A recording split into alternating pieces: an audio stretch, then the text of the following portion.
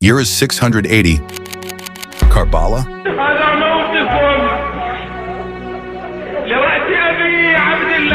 The desert plains of Iraq stretch endlessly beneath a merciless sun. Dust rises from the horizon, carried by a hot, restless wind.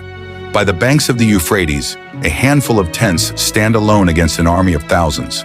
This place is Karbala. What unfolded here was not merely a battle fought with swords. It was a confrontation between power and conscience. A moment so profound that, 14 centuries later, its echo still moves millions of hearts.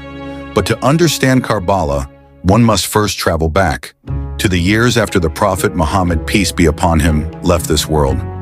After his passing, the leadership of the Muslim community passed through 4 caliphs, men chosen for their closeness to the Prophet, peace be upon him, and their devotion to justice. This era would later be remembered as the Rashidun caliphate, the rightly guided leadership. But as decades passed, the nature of power began to shift. Muawiya ibn Abi Sufyan rose to the caliphate, and under his rule, something unprecedented happened. Leadership, once chosen through consultation and merit, began moving toward inherited rule. Before his death, Muawiya named his own son, Yazid, as his successor. For many in the Muslim world, this was a quiet but seismic shift, from a community guided by principle to a dynasty guided by bloodline. One man could not accept it in silence.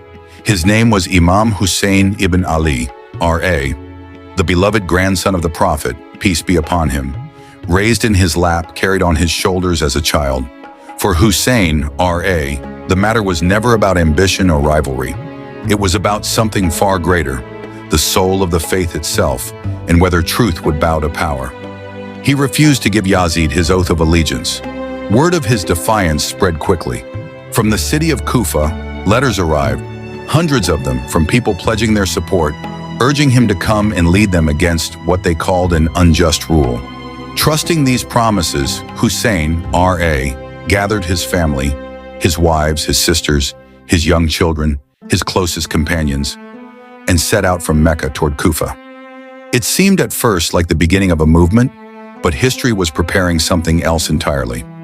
As the caravan crossed the open desert, word reached Yazid's governor in Kufa, Ibn Ziyad, who moved swiftly and ruthlessly to crush any uprising before it could begin. The very people who had promised their support were silenced, some through fear, others through bribery. Hussein's caravan, unaware of how isolated they had become, continued forward, until a cavalry commander named Hur ibn Yazid intercepted them on the open plain. He did not allow them to enter Kufa. He did not allow them to turn back freely either. Instead, he forced them toward a barren stretch of land beside the Euphrates, far from any settlement, far from water, far from help. That land was Karbala. Within days, an army said to number in the thousands arrived, under the command of Umar ibn Sa'd, acting on Ibn Ziyad's orders. On the other side stood a camp of no more than 70 or so men, alongside the women and children of Hussein's household. The army's first act was calculated and cruel. They seized control of the riverbank, cutting off all access to water. For days under the burning sun, Hussein's companions and the children in his camp endured thirst that grew unbearable. According to widely recorded historical accounts, his half-brother Abbas ibn Ali led a desperate attempt to reach the river and bring back water for the camp, an act of devotion that has been remembered for centuries. Despite the suffering closing in around him, Hussain, R.A., refused every offer that demanded his submission to Yazid. On the night before the battle, tradition holds that he gathered his companions and gave them one final choice, that anyone wishing to leave under the cover of darkness was free to do so, with no blame upon them. Not one of them left his side. Then came the dawn of the 10th of Muharram, the day the world would come to know as Ashura. As the first light broke over the sands of Karbala, the battle began. One by one, Hussein's companions stepped forward to defend the camp. Men bound to him not only by loyalty, but by blood, his nephews, his sons, his brothers. One by one, they fell upon that field. Historical accounts describe a particularly heartbreaking moment.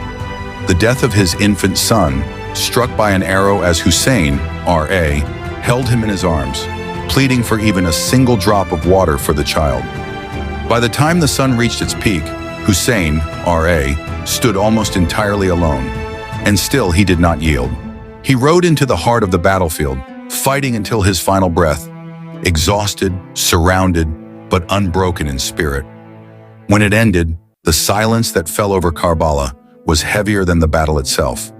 The tents were set ablaze, the camp lay in ruin, and the women and children, including Hussein's sister, Zainab, R.A., were taken as captives and marched to Damascus, paraded before the very court of Yazid. It was there, in front of the ruling caliph, that Zainab, R.A., delivered words of defiance so powerful that historians still recount them today, refusing to let her brother's sacrifice be reduced to silence or shame. In the years that followed, news of what happened at Karbala spread across the Muslim world, sparking grief, outrage, and a moral reckoning that would shape Islamic thought for generations. Karbala was never just a battle lost on a desert plain. It became something far greater, a permanent symbol of standing for truth even when truth stands utterly alone. Today, 14 centuries later, Muslims across the world, across different communities and traditions, pause every year during the month of Muharram to remember this sacrifice. The blood that soaked the sands of Karbala has long since dried, but the message carried in it has never faded. Empires that once seemed unshakable have crumbled into dust.